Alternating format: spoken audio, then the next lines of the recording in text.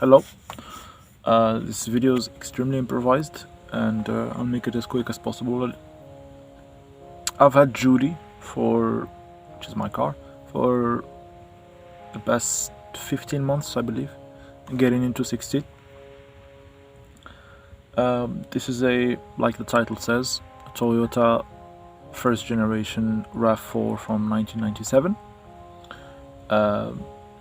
So it's 28 years and a couple of months. And I'm 29. This car is nearly as old as I am. When I bought it, it was not well maintained. They really did a terrible job on maintaining the electrical system. I don't know what they changed on it, but it was horrible. The oil was not maintained well, the water was not maintained well, the tires were dead, there was no stereo, screws and bolts just that I found on the car itself, on the inside. When I cleaned it the first time, I gathered it. I have full box of them, and I don't know where they should be.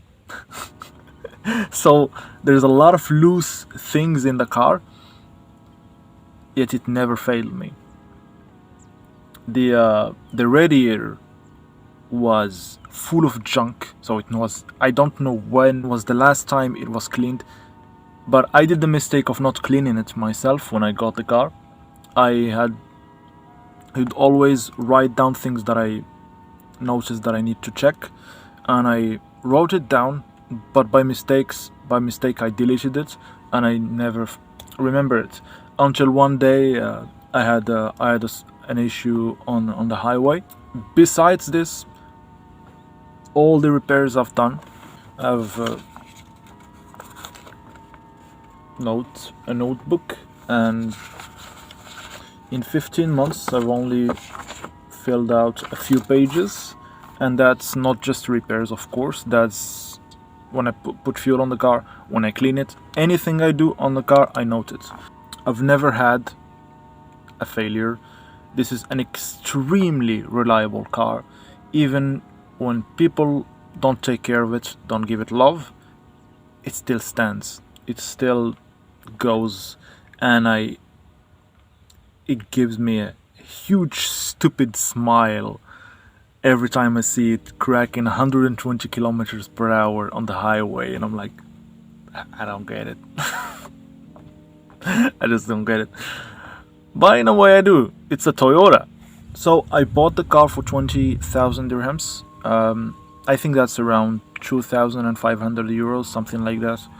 And around the same price in US dollars. That's dirt cheap for a car that is extremely rarely seen in Morocco. Even in the countryside, where here we see more rare cars and old cars than in the city, for numerous reasons.